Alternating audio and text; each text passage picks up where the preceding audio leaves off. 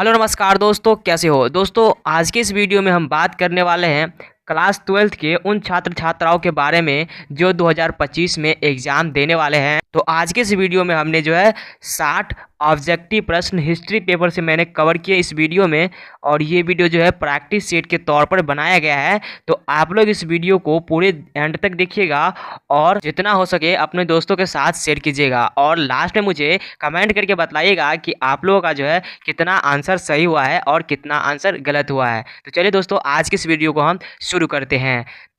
तो यहाँ पर आपका पहला प्रश्न है कि हड़प्पा किस नदी के किनारे स्थित है। यहाँ पर आपके ऑप्शन दिए हुए हैं, तो आप लोग जल्दी से जल्दी अपना आंसर जो है सेलेक्ट कीजिए। तो यहाँ पर जो इसका सही उत्तर हो जाएगा कि हड़प्पा किस नदी के किनारे स्थित है। आप लोग का क्या आंसर है आप लोग सेलेक्ट कीजिएगा। तो यहाँ पर जो इसका सही उत्तर हो जाएगा ऑप्शन नंबर डी हो जाएगा, रावी नदी के किनारे, है ना। आप लोग का क्या आंसर है आप लोग कमेंट कीजिएगा। इसका ऑप्शन नंबर डी जो है करेक्ट आंसर हो जाएगा।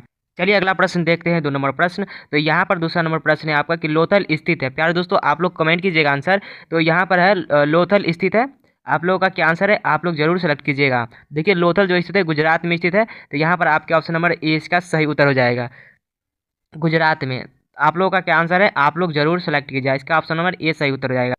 तो आपका तीसरा प्रश्न है कि प्राचीन भारत में धर्म की शुरुआत किस शासक ने की थी। यहाँ पर आपके ऑप्शन दिए हुए हैं, तो आप लोग अपना आंसर सेलेक्ट जरूर कीजिएगा। तो चलिए यहाँ पर इसका आंसर देखते हैं क्या होगा। तो प्राचीन भारत में धर्म की शुरुआत किस शासक ने की थी। यहाँ पर इसका सही उत्तर हो जाएगा ऑप्शन नंबर सी हो जाएगा, अशोक ने की थी, है ना। यहाँ पर आपके ऑप्शन नंबर सी हो जाएंगे, अशोक। ऑप्शन नंबर सी इसका करेक्ट आंसर होगा। चलिए अगला प्रश्न देखते हैं, 4 नंबर। तो यहाँ पर 4 नंबर प्रश्न है कि भारत का नेपोलियन किस शासक को कहा जाता है। यहाँ पर आपके ऑप्शन दिए हुए हैं, आप लोग अपना आंसर जरूर सेलेक्ट कीजिएगा। तो यहाँ पर जो इसका सही उत्तर क्या हो जाएगा, भारत का नेपोलियन किस शासक को कहा जाता है। तो ऑप्शन नंबर यहाँ पर भी इसका सही उत्तर हो जाएगा, समुद्रगुप्त को, है ना। समुद्रगुप्त को जो है भारत का नेपोलियन कहा जाता है। यहाँ पर ऑप्शन नंबर बी इसका करेक्ट आंसर हो जाएगा। चलिए अगला प्रश्न देखते हैं, 5 नंबर। तो 5 नंबर प्रश्न है कि मोहनजोदड़ो की खोज किसने की। यहाँ पर आपके ऑप्शन दिए हुए हैं, आप लोग अपना आंसर जरूर सेलेक्ट कीजिएगा। चलिए यहाँ पर इसका सही उत्तर जानते हैं क्या होगा। 5 नंबर प्रश्न का ऑप्शन नंबर बी हो जाएगा, मोहनजोदड़ो की खोज किसने की थी, तो राखालदास बनर्जी ने की थी। इसका ऑप्शन नंबर जो है बी करेक्ट आंसर हो जाएगा।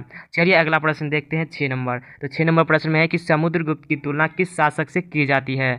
आप लोग अपना आंसर जरूर सेलेक्ट कीजिएगा। तो यहाँ पर जो इसका सही उत्तर हो जाएगा क्या होगा, समुद्रगुप्त की तुलना किस शासक से की जाती है। ऑप्शन नंबर इसका सी सही उत्तर हो जाएगा, बिस्मार्क से। ऑप्शन नंबर सी जो है इसका करेक्ट आंसर हो जाएगा।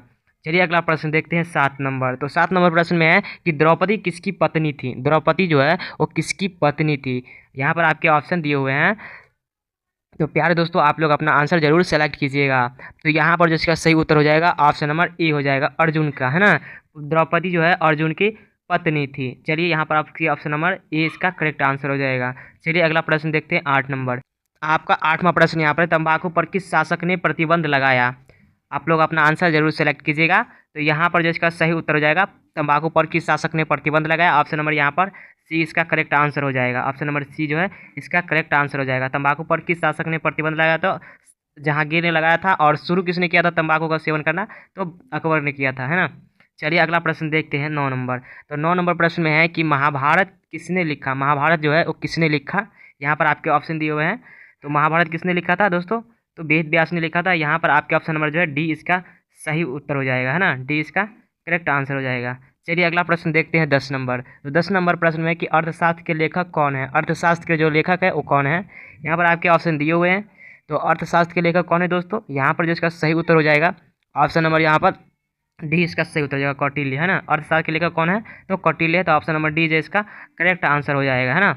चलिए अगला प्रश्न देखते हैं, 11 नंबर। तो 11 नंबर प्रश्न में है कि चौथी बौद्ध संगीति किस शासक के काल में हुआ था। चौथी बौद्ध संगीति जो हुआ था वो किस शासक के काल में हुआ था। तो यहाँ पर इसका जो सही आंसर हो जाएगा, करेक्ट आंसर हो जाएगा यहाँ पर ऑप्शन नंबर यहाँ पर जो है डी इसका करेक्ट आंसर हो जाएगा, कनिष्क के काल में हुआ था, है ना। ऑप्शन नंबर डी इसका करेक्ट आंसर हो जाएगा। चलिए अगला प्रश्न देखते हैं, 12 नंबर। तो 12 नंबर प्रश्न में क्या है कि प्रयाग परिस्थिति की रचना किसने की थी। प्रयाग परिस्थिति की रचना है वो किसने की थी। तो यहाँ पर आपके ऑप्शन दिए हुए हैं, तो किसने की थी दोस्तों, आप लोग अपना आंसर जरूर सेलेक्ट कीजिएगा। तो यहाँ पर आपके ऑप्शन नंबर सी हो जाएगा, हरिसेन ने की थी। प्रयाग परिस्थिति की रचना जो है हरिसेन ने की थी। तो यहाँ पर आपके option number C correct answer हो जाएगा। चलिए अगला प्रश्न देखते हैं 13 नंबर। तो 13 नंबर प्रश्न में है कि विजयनगर साम्राज्य की स्थापना किसने की। विजयनगर साम्राज्य की जो स्थापना है वो किसने की थी। आप लोग दोस्तों आंसर जरूर सेलेक्ट कीजिएगा। तो यहाँ पर जो इसका सही उत्तर हो जाएगा क्या हो जाएगा, विजयनगर साम्राज्य की स्थापना जो है किसने की थी। ऑप्शन नंबर यहाँ पर सी इसका सही उत्तर हो जाएगा, कृष्णदेव राय ने, है ना। कृष्णदेव राय ने जो है विजयनगर साम्राज्य की स्थापना की थी। यहाँ पर आपके ऑप्शन नंबर जो है सी करेक्ट आंसर हो जाएगा। चलिए अगला प्रश्न देखते हैं 14 नंबर। तो 14 नंबर प्रश्न में है कि पुराणों की संख्या है, यहाँ पर पुराण लिखा हुआ है, पुराणों की संख्या है यहाँ पर 16, 18, 19 और 20। तो आप लोगों का क्या आंसर है, आप लोग जरूर सेलेक्ट कीजिएगा। तो पुराण की जो संख्या है कितना है, ऑप्शन नंबर यहाँ पर 20 का करेक्ट आंसर हो जाएगा 18। पुराणों की संख्या 18, ऑप्शन नंबर बी जो है इसका करेक्ट आंसर हो जाएगा। चलिए अगला प्रश्न देखते हैं 15 नंबर। तो 15 नंबर प्रश्न में है कि कुतुब मीनार का निर्माण किसने शुरू किया। कुतुब मीनार का जो निर्माण है वो किसने शुरू किया था। यहाँ पर आपके ऑप्शन दिए हुए हैं। तो यहाँ पर जो इसका सही उत्तर हो जाएगा कुतुब मीनार का निर्माण, ऑप्शन नंबर सी इसका करेक्ट आंसर हो जाएगा। कुतुबुद्दीन ऐबक ने किया था। तो यहाँ पर आपके ऑप्शन नंबर सी इसका करेक्ट आंसर हो जाएगा। चलिए अगला प्रश्न देखते हैं दोस्तों 16 नंबर। तो 16 नंबर प्रश्न में है कि दीन ए इलाही संबंधित है। दीन ए इलाही जो संबंधित है किससे संबंधित है। तो यहाँ पर जो इसका करेक्ट आंसर हो जाएगा ऑप्शन नंबर यहाँ पर सी इसका करेक्ट आंसर हो जाएगा ना, अकबर से। दीन ए इलाही जो संबंधित है अकबर से संबंधित है। चलिए अगला प्रश्न देखते हैं। तो अगला प्रश्न में है कि भारत का अंतिम मुगल शासक कौन था। भारत का जो अंतिम मुगल शासक था वो कौन था। यहाँ पर आपके ऑप्शन दिए हुए हैं, तो आप लोग ऑप्शन जरूर सेलेक्ट कीजिएगा। तो देखिए यहाँ पर जिसका सही उत्तर हो जाएगा ऑप्शन नंबर डी हो जाएगा, बहादुर शाह, है ना। भारत का जो अंतिम मुगल शासक था वो बहादुर शाह जफर था। यहाँ पर आपके ऑप्शन नंबर डी इसका करेक्ट आंसर हो जाएगा। चलिए अगला प्रश्न देखते हैं 18 नंबर दोस्तों। तो 18 नंबर प्रश्न में है कि अकबर का संरक्षक कौन था। अकबर का जो संरक्षक था वो कौन था। यहाँ पर आपके ऑप्शन है बैरम खां, अब्दुल रहीम, मुनीम खां और फैजी। तो यहाँ पर जो इसका सही उत्तर हो जाएगा अकबर का संरक्षक जो है कौन था। तो ऑप्शन नंबर यहाँ पर ए इसका करेक्ट आंसर हो जाएगा, बैरम खां, है ना। ऑप्शन नंबर ए इसका करेक्ट आंसर हो जाएगा। चलिए अगला प्रश्न देखते हैं 19 नंबर प्रश्न दोस्तों। तो 19 नंबर प्रश्न में है कि आइन ए अकबरी किसने लिखा। आइन ए अकबरी पुस्तक जो है वो किसने लिखा। यहाँ पर आपके ऑप्शन दिए हुए हैं। तो आइन अकबरी पुस्तक किसने लिखा। तो यहाँ पर आपका जो सही उत्तर हो जाएगा ऑप्शन नंबर सी हो जाएगा, अबुल फजल, है ना। अबुल फजल ने आइन अकबरी पुस्तक लिखी। चलिए अगला प्रश्न देखते हैं दोस्तों 20 नंबर प्रश्न में। तो 20 नंबर प्रश्न है कि पानीपत का प्रथम युद्ध कब हुआ था। तो पानीपत का प्रथम युद्ध जो है कब हुआ था। यहाँ पर आपके ऑप्शन दिए हुए हैं। तो पानीपत का प्रथम युद्ध कब हुआ दोस्तों। तो यहाँ पर आपके ऑप्शन नंबर बी इसका करेक्ट आंसर हो जाएगा, है ना। बी इसका जो है करेक्ट आंसर हो जाएगा। दोस्तों अगर मेरे पहले वाले वीडियो सब नहीं देखे हैं तो वहाँ वो भी जाके देखिएगा, बहुत ही इंपॉर्टेंट क्वेश्चन सब मैंने इस वीडियो में कवर किए हैं। तो आप लोग चैनल पर जाके जरूर देखिएगा। चलिए अगला प्रश्न देखते हैं 21 नंबर। तो 21 नंबर प्रश्न में दोस्तों कि बिहार में 1857 के विद्रोह का नेता कौन था। बिहार में जो है 1857 के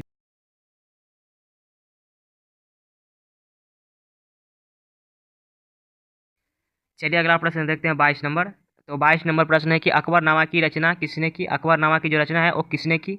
यहाँ पर आपके ऑप्शन दिए हुए हैं, आप लोग जरूर अपना आंसर सेलेक्ट कीजिएगा। तो यहाँ पर जिसका सही उत्तर हो जाएगा 22 नंबर प्रश्न का डी हो जाएगा, अबुल फजल। अकबरनामा की रचना अबुल फजल ने की। यहाँ पर आपके ऑप्शन नंबर डी इसका करेक्ट आंसर हो जाएगा। चलिए अगला प्रश्न देखते हैं दोस्तों 23 नंबर प्रश्न। तो 23 नंबर प्रश्न में है कि भारतीय इतिहास का कौन सा काल स्वर्ण काल के नाम से जाना जाता है ना। भारतीय इतिहास का जो कौन सा काल है जो स्वर्ण काल के नाम से जाना जाता है। यहाँ पर आपके ऑप्शन दिए हुए हैं, आप लोग अपना आंसर जरूर सेलेक्ट कीजिएगा। तो यहाँ पर आपके option number B correct answer हो जाएगा, गुप्त काल को, है ना। भारतीय इतिहास का जो है गुप्त काल वो स्वर्ण काल के नाम से जाना जाता है। यहाँ पर आपके ऑप्शन नंबर जो है बी इसका करेक्ट आंसर हो जाएगा। चलिए अगला प्रश्न देखते हैं 24 नंबर प्रश्न। तो 24 नंबर प्रश्न में कि महाभारत का युद्ध कितने दिनों तक चला। महाभारत का जो युद्ध हुआ था वो कितनों दिनों तक चला। तो यहाँ पर आपके ऑप्शन सारे दिए हुए हैं। तो यहाँ पर इसका जो करेक्ट आंसर हो जाएगा ऑप्शन नंबर डी हो जाएगा, 18 दिन तक। यहाँ पर आपके ऑप्शन नंबर डी इसका करेक्ट आंसर हो जाएगा। महाभारत का युद्ध जो है 18 दिनों तक चला था। तो यहाँ पर अगला प्रश्न है कि रामानंद के शिष्य थे। रामानंद के शिष्य कौन थे। यहाँ पर आपके ऑप्शन है दिए हुए हैं। तो आप लोग अपना आंसर जो है जरूर सेलेक्ट कीजिएगा। तो रामानंद के शिष्य कबीरदास थे। तो यहाँ पर आपके ऑप्शन नंबर जो है बी इसका करेक्ट आंसर हो जाएगा, बी इसका करेक्ट आंसर हो जाएगा। चलिए अगला प्रश्न देखते हैं 26 नंबर। तो 26 नंबर प्रश्न में है कि इब्न तूता किसके शासनकाल में भारत आया, है ना। इब्न तूता जो है किसके शासनकाल में भारत आया। यहाँ पर आपके ऑप्शन दिए हुए हैं। तो इसका जो करेक्ट आंसर हो जाएगा ऑप्शन नंबर ए हो जाएगा, मोहम्मद बिन तुगलक के जो है शासनकाल में इब्न तूता भारत आए थे। तो यहाँ पर आपके ऑप्शन नंबर ए इसका करेक्ट आंसर हो जाएगा। चलिए अगला प्रश्न देखते हैं 27 नंबर। तो 27 नंबर प्रश्न में है कि कोलकाता में अंग्रेजों के किला का नाम क्या था। कोलकाता में जो अंग्रेजों का किला का नाम था वो क्या था। यहाँ पर आपके ऑप्शन दिए हुए हैं। तो इसका जो सही उत्तर हो जाएगा आप लोग जरूर सेलेक्ट कीजिएगा अपना आंसर। तो यहाँ पर इसका सही उत्तर हो जाएगा option number B, fort David, है ना। कोलकाता में अंग्रेजों के किला का नाम फोर्ट डेविड था। यहाँ पर आपके ऑप्शन नंबर जो है बी इसका करेक्ट आंसर हो जाएगा। 28 नंबर प्रश्न देखते हैं। तो 28 नंबर प्रश्न में कि पुर्तगालियों ने गोवा पर कब अधिकार किया। पुर्तगालियों ने जो गोवा पर अधिकार किया था वो कब किया था। यहाँ पर आपके ऑप्शन दिए हुए हैं, तो इसका जो सही उत्तर हो जाएगा ऑप्शन नंबर बी हो जाएगा। 1510 में पुर्तगालियों ने जो गोवा पर अधिकार किया था 1510 में किया था। आपके 29 नंबर प्रश्न है कि महात्मा गांधी दक्षिण अफ्रीका से भारत कब वापस आए। तो महात्मा गांधी जो दक्षिण अफ्रीका से भारत कब वापस आए, तो यहाँ पर जो इसका करेक्ट आंसर हो जाएगा ऑप्शन नंबर बी हो जाएगा 1914 में, है ना। महात्मा गांधी दक्षिण अफ्रीका से 1914 में वापस आए थे, तो यहाँ पर आपकी ऑप्शन नंबर बी इसका करेक्ट आंसर हो जाएगा। चलिए अगला प्रश्न देखते हैं 30 नंबर। तो 30 नंबर प्रश्न में है कि चंपारण सत्याग्रह का संबंध किस राज्य से है ना। चंपारण सत्याग्रह का जो संबंध है वो किस राज्य से है, तो यहाँ पर जो इसका सही उत्तर हो जाएगा 30 नंबर प्रश्न का डी हो जाएगा, महाराष्ट्र से, है ना। चंपारण सत्याग्रह का जो संबंध है महाराष्ट्र से है। चलिए अगला प्रश्न है 31 नंबर प्रश्न में है कि दिल्ली चलो का नारा किसने दिया। दिल्ली चलो का जो नारा दिया था वो किसने दिया था। आप लोग दोस्तों आंसर जरूर सेलेक्ट कीजिएगा। तो दिल्ली चलो का नारा किसने दिया था, तो यहाँ पर इसका जो करेक्ट आंसर हो जाएगा क्या हो जाएगा, ऑप्शन नंबर ए हो जाएगा। सुभाष चंद्र बोस ने दिया था दिल्ली चलो का नारा, तो यहाँ पर आपके ऑप्शन नंबर ए इसका करेक्ट आंसर हो जाएगा। चलिए अगला प्रश्न देखते हैं। अगला प्रश्न 32 नंबर है दोस्तों। तो 32 नंबर प्रश्न में है कि निजामुद्दीन औलिया की दरगाह कहाँ है। निजामुद्दीन औलिया की जो दरगाह है कहाँ है, यहाँ पर आपके ऑप्शन नंबर डी इसका करेक्ट आंसर हो जाएगा, अजमेर में, है ना। ऑप्शन नंबर बी जो है इसका करेक्ट आंसर होगा। अजमेर में जो है निजामुद्दीन औलिया की दरगाह है। चलिए अगला प्रश्न देखते हैं 33 नंबर। तो 33 नंबर प्रश्न में कि सुभाष चंद्र बोस भारतीय राष्ट्रीय कांग्रेस के अध्यक्ष कब बने, है ना। सुभाष चंद्र बोस जो है भारतीय राष्ट्रीय कांग्रेस के अध्यक्ष कब बने थे, तो यहाँ पर जो इसका सही आंसर है या करेक्ट आंसर हो जाएगा क्या होगा, ऑप्शन नंबर यहाँ पर बी हो जाएगा। 1940 में बने थे, तो यहाँ पर आपके ऑप्शन नंबर बी इसका करेक्ट आंसर हो जाएगा।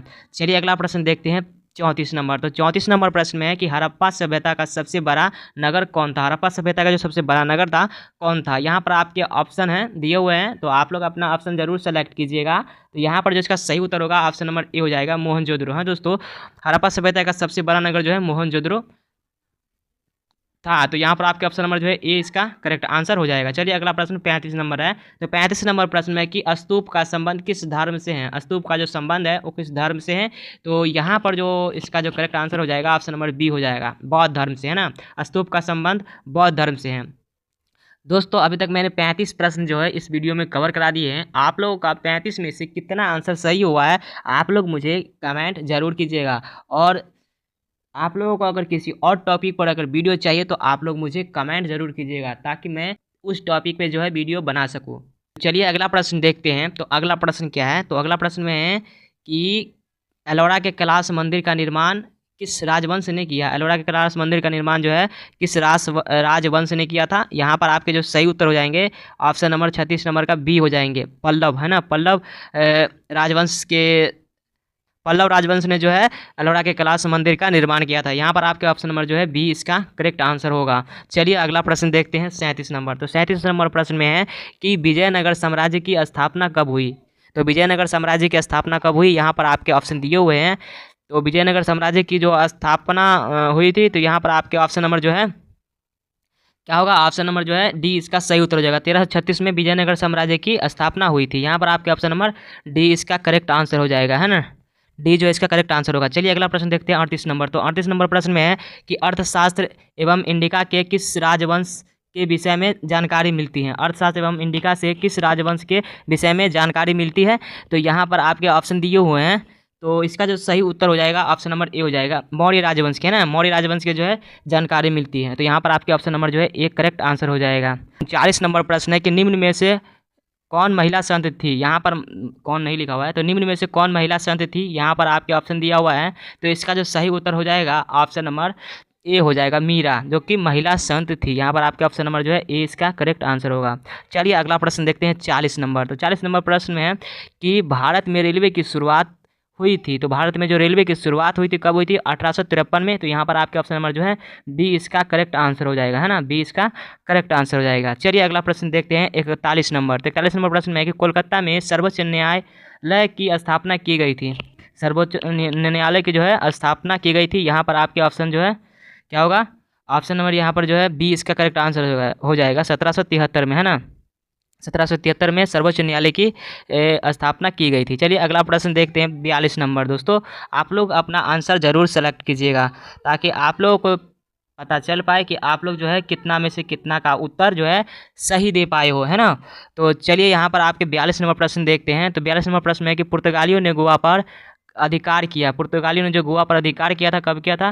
तो यहाँ पर जो इसका सही उत्तर हो जाएगा ऑप्शन नंबर सी हो जाएगा 1510 में, है ना। 1510 में पुर्तगालियों ने गोवा पर अधिकार किया था। ऑप्शन नंबर सी इसका करेक्ट आंसर हो जाएगा। चलिए अगला प्रश्न देखते हैं 43 नंबर। तो 43 नंबर प्रश्न है कि जलियांवाला बाग हत्याकांड किस वर्ष हुआ? जलियांवाला बाग हत्याकांड जो हुआ था वो किस वर्ष हुआ था? तो यहाँ पर आपके ऑप्शन नंबर ए इसका करेक्ट आंसर हो जाएगा। 13 अप्रैल 1919 को हुआ था। तो यहाँ पर आपके ऑप्शन नंबर ए जो है करेक्ट आंसर हो जाएगा। चलिए यहाँ पर 44 नंबर प्रश्न देखते हैं। तो 44 नंबर प्रश्न है कि ताजमहल का निर्माण किसने करवाया? ताजमहल का निर्माण जो है किसने करवाया? तो यहाँ पर जो इसका करेक्ट आंसर हो जाएगा शाहजहाँ। ऑप्शन नंबर जो है डी इसका करेक्ट आंसर हो जाएगा, है ना। डी इसका जो है करेक्ट आंसर हो जाएगा। शाहजहाँ ने जो है ताजमहल का निर्माण करवाया था। चलिए अगला प्रश्न देखते हैं 45 नंबर। तो 45 नंबर प्रश्न में है कि ताजमहल स्थित है, ताजमहल कहाँ स्थित है? तो यहाँ पर आपके ऑप्शन है उत्तर प्रदेश, बिहार, झारखंड और दिल्ली। तो ताजमहल आगरा में है, तो आगरा पड़ता है उत्तर प्रदेश में। तो यहाँ पर आपके ऑप्शन नंबर जो है ए इसका करेक्ट आंसर हो जाएगा, उत्तर प्रदेश, है ना। ऑप्शन नंबर ए जो इसका करेक्ट आंसर हो जाएगा।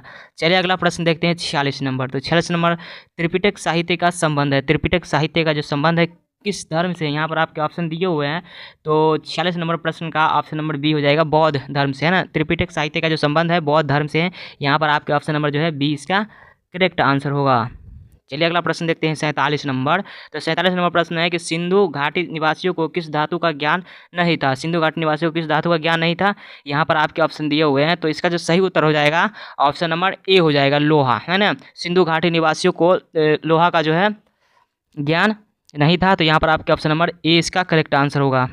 आप लोग अपना आंसर ज़रूर सेलेक्ट कीजिएगा और मुझे कमेंट करके ज़रूर बताइएगा कि आप लोगों का जो है कितना आंसर सही हो रहा है ना। चलिए अगला प्रश्न देखते हैं 48 नंबर। तो 48 नंबर प्रश्न में है कि बंगाल का विभाजन की घोषणा किस वर्ष की गई? बंगाल का विभाजन की घोषणा किस वर्ष हुई? तो यहाँ पर जो इसका सही उत्तर हो जाएगा ऑप्शन नंबर ए हो जाएगा। 1905 में हुआ था। तो 1905 में ऑप्शन नंबर ए इसका करेक्ट आंसर हो जाएगा, है ना। और इसका विभाजन पूछ दिया जाएगा कि विभाजन कब हुआ था? तो 1906 में, है ना। चलिए अगला प्रश्न देखते हैं यहाँ पर 49 नंबर। भारत को स्वतंत्रता मिली थी, है ना। भारत को स्वतंत्रता मिली थी, कब मिली थी? तो 1947 में मिली थी। यहाँ पर आपका ऑप्शन नंबर जो है ए इसका करेक्ट आंसर हो जाएगा। 15 अगस्त 1947 को मिली थी भारत को स्वतंत्रता। तो यहाँ पर आपका ऑप्शन नंबर जो है ए इसका करेक्ट आंसर हो जाएगा। चलिए अगला प्रश्न देखते हैं 50 नंबर। तो 50 नंबर प्रश्न में है कि कुतुब मीनार का निर्माण किसने शुरू किया? कुतुब मीनार का जो है निर्माण किसने शुरू किया? तो यहाँ पर जो इसका सही उत्तर हो जाएगा क्या होगा? ऑप्शन नंबर सी इसका करेक्ट आंसर हो जाएगा, है ना। कुतुबुद्दीन ऐबक। कुतुब मीनार का जो है निर्माण किसने शुरू किया? तो कुतुबुद्दीन ऐबक ने किया। तो यहाँ पर आपके option number C correct answer हो जाएगा। चलिए अगला प्रश्न देखते हैं 51 नंबर। तो 51 नंबर प्रश्न में है कि डोंडी किस राज्य में स्थित है? डोंडी जो है वो किस राज्य में स्थित है? तो यहाँ पर आपके सही उत्तर हो जाएगा ऑप्शन नंबर डी, गुजरात में। डोंडी जो है गुजरात में स्थित है। तो यहाँ पर आपके ऑप्शन नंबर डी इसका सही उत्तर हो जाएगा, है ना। तो यहाँ पर आपके 52 नंबर प्रश्न है कि भारत में संविधान कब लागू किया गया, है ना। भारत में जो है संविधान कब लागू किया गया था? तो संविधान जो लागू किया गया था 26 जनवरी 1950 को लागू किया गया था ना। तो यहाँ पर आपके ऑप्शन नंबर बी इसका करेक्ट आंसर हो जाएगा, है ना। बी जो है इसका करेक्ट आंसर होगा। 26 जनवरी 1950 को भारत में संविधान लागू किया गया था। चलिए अगला प्रश्न देखते हैं 53 नंबर। तो 53 नंबर प्रश्न है कि मुस्लिम लीग की स्थापना किस वर्ष हुई थी? मुस्लिम लीग की जो स्थापना हुई थी वो किस वर्ष हुई थी दोस्तों? तो ये हुआ था 1906 में। तो यहाँ पर आपके ऑप्शन नंबर जो है बी करेक्ट आंसर हो जाएगा, 1906 में, है ना। चलिए अगला प्रश्न देखते हैं 54 नंबर। तो 54 नंबर प्रश्न में है कि पूना समझौता किस वर्ष हुआ? पूना समझौता जो हुआ था किस वर्ष हुआ था, है ना। तो पूना समझौता 1932 में हुआ था। तो यहाँ पर आपका ऑप्शन नंबर जो है बी करेक्ट आंसर होगा, 1932, है ना। चलिए अगला प्रश्न देखते हैं 55 नंबर। तो 55 नंबर प्रश्न में है कि गौतम बुद्ध को ज्ञान की प्राप्ति कहाँ हुई? गौतम बुद्ध को जो ज्ञान की प्राप्ति हुई थी कहाँ हुई थी? तो बोध गया में हुई थी। तो यहाँ पर आपके ऑप्शन नंबर जो है ए इसका करेक्ट आंसर हो जाएगा, option number A correct answer हो जाएगा। चलिए अगला प्रश्न देखते हैं 56 नंबर। तो 56 नंबर प्रश्न में है कि अभिमन्यु किसका पुत्र था? अभिमन्यु जो है वो किसका पुत्र था? तो दोस्तों अभिमन्यु जो पुत्र था किसका पुत्र था? अर्जुन का पुत्र था। तो यहाँ पर आपके option number A correct answer हो जाएगा, अर्जुन, है ना। अभिमन्यु अर्जुन का पुत्र था। चलिए अगला प्रश्न देखते हैं 57 नंबर। तो 57 नंबर प्रश्न में है कि पाटलिपुत्र नगर की स्थापना किस नदी के किनारे है? पाटलिपुत्र नगर की स्थापना किस नदी के किनारे हैं? दोस्तों ये गंगा नदी के किनारे है। तो यहाँ पर आपके option number A correct answer हो जाएगा, गंगा नदी, है ना। चलिए अगला प्रश्न देखते हैं 58 नंबर प्रश्न है तो 58 नंबर प्रश्न में है कि 1917 में गांधी जी किसके अनुरोध पर चंपारण गए थे, है ना। 1917 में जो है गांधी जी किसके अनुरोध पर चंपारण गए थे। तो यहाँ पर आपके जो सही उत्तर हो जाएंगे क्या होंगे, ऑप्शन नंबर यहाँ पर सी हो जाएंगे। गोपाल कृष्ण गोखले के जो है अनुरोध से जो है महात्मा गांधी जो है चंपारण गए थे। तो यहाँ पर आपका ऑप्शन नंबर जो है सी इसका करेक्ट आंसर होगा। तो चलिए अगला प्रश्न देखते हैं। 59 नंबर प्रश्न है कि रानी लक्ष्मीबाई को और किस नाम से जाना जाता है। रानी लक्ष्मीबाई को जो है और किस नाम से जाना जाता है। तो यहाँ पर जो इसका सही उत्तर हो जाएगा क्या होंगे, 59 नंबर प्रश्न का डी हो जाएंगे दोस्तों। इनमें से सभी नाम से ना, छबीले, मनु और मणिकर्णिका है ना, इसको जो है तीनों नाम से पुकारे जाते थे। यहाँ पर आपके ऑप्शन नंबर जो है डी इसका सही उत्तर होगा। चलिए 60 नंबर प्रश्न देखते हैं और ये आखिरी प्रश्न है इस वीडियो का। तो यहाँ पर 60 नंबर प्रश्न है कि स्वतंत्र भारत के प्रथम राष्ट्रपति कौन थे। यानी कि स्वतंत्र जब भारत में आज़ाद हुआ था उस समय जो है भारत के प्रथम राष्ट्रपति जो है कौन थे। तो यहाँ पर जो है इसका सही उत्तर होगा ऑप्शन नंबर डी हो जाएगा, डॉक्टर राजेंद्र प्रसाद। तो यहाँ पर आपका ऑप्शन नंबर डी इसका करेक्ट आंसर हो जाएगा। आप लोग मुझे कमेंट करके बताओ कि आप लोगों ने कितने क्वेश्चन का आंसर सही दिए हो। तो आप लोग मुझे कमेंट करो और बताओ कि आप लोगों ने 60 प्रश्न में से कितना प्रश्न का जो है हल सही किया है। तो चलिए दोस्तों फिर मिलते हैं किसी और वीडियो में, तब तक के लिए जय हिंद जय भारत।